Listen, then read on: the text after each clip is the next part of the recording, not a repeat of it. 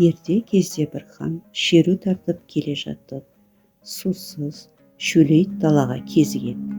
Жүре-жүре жанындағы адамдары, көліктері де әбден шөлдейді. Осылай тарығып келе жатқанда алыстан кішкене бір ат көрінеді. Хан жігіттеріне: адырлы жер ауызсыз су болмайды, тез барып қараңдар дейді. Жігіттер адырдың үстіне шығып, қойнауында жайылып жүрген бір қора қойды көреді. Жай тұрмай, қой иесіне жақындап келген олар. Қой бағып жүрген қойшыны менсінбегендіктен оған сәлем де бермейді. Сәл тұрғаннан кейін су қайда деп зіркілдеп ала жөнеледі. Су дегенің көл ме дейді қойшы. Өзің қалай қисық сөйлейсің бізге?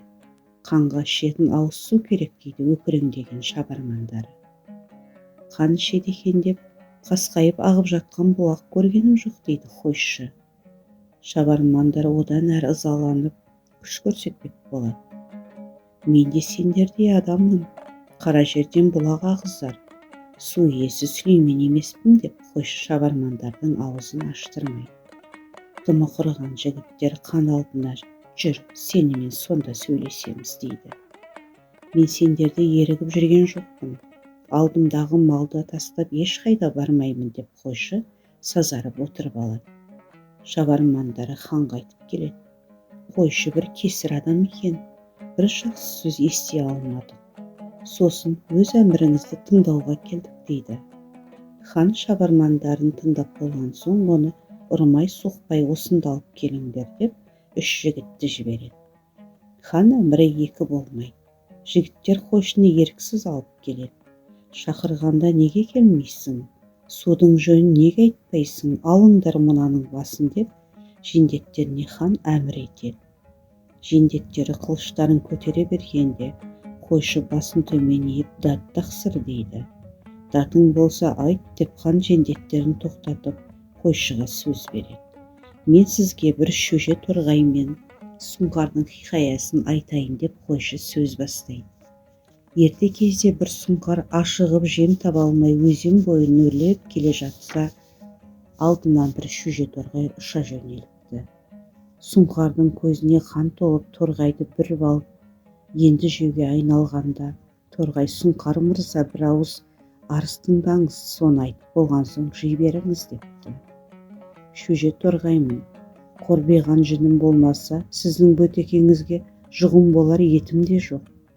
Жарымайтын нәрсеге асыл тұмсығыңызды босқа былғайсыз. Қарны ашқан сұңқар қармаққа шаншар еті жоқ шөже торғайға түсіпті, тұмсығын былғапты деген жаманатқа қаласыз ғой. Өзімнің жанымды қорғап отырғаным жоқпын. Сіздің сұңқар атыңызға нұқсан келеме деп отырмын деп.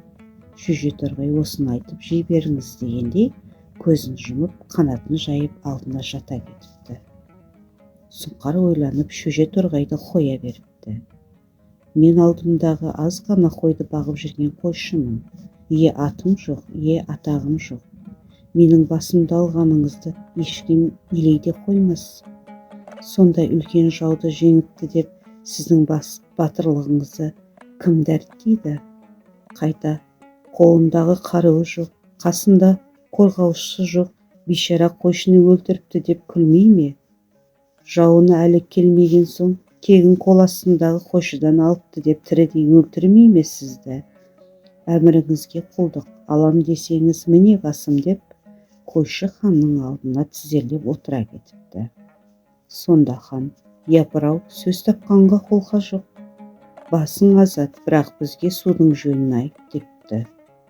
Қойшы: ай тақсыр хан-ай, су таба алмайтын топты бастап жорыққа шығыпшыз. Қос өзеннің арнасы алдыңызда көрініп тұр ғой. Соны таппай қолыңызды қаңсытып, шөлдетіп келесіз.